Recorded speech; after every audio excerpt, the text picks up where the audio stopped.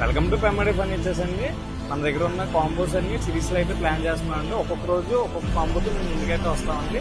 Okay, పదండి చూసారు.